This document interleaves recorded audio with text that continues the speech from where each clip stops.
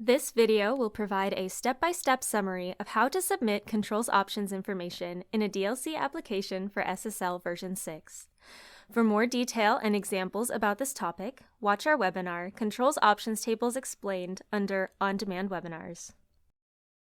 First, you will need to determine what the controls options codes are for the products you would like to submit. If your product family or series offers only one driver option, your controls options codes are going to be the characters in the model number that represent each integral controls variation. If there are no model number characters to represent integral controls, for example, if control capabilities come as default with the Luminaire and are not represented by an orderable model number code, the controls options code should be the word blank. Similarly, if there are multiple options, one of which is no controls represented by a blank in the relevant ordering code position, the list of control options codes should include the word blank. If multiple driver options are offered, the controls options code needs to include the whole portion of the model number that encompasses both the driver option and the integral controls option.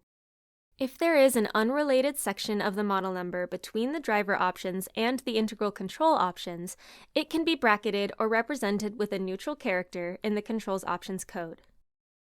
All version 6 application forms include a column where the controls options codes associated with each line item must be listed.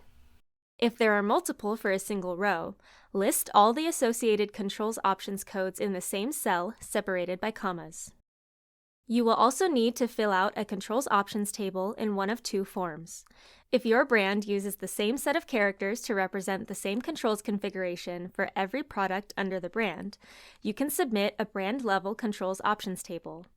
This is a standalone spreadsheet. For a copy of the template, please email controls@designlights.org, and once filled out, email the document back to controls@designlights.org for review. If your controls options codes are specific to each product family, you can fill out a family-level controls options table.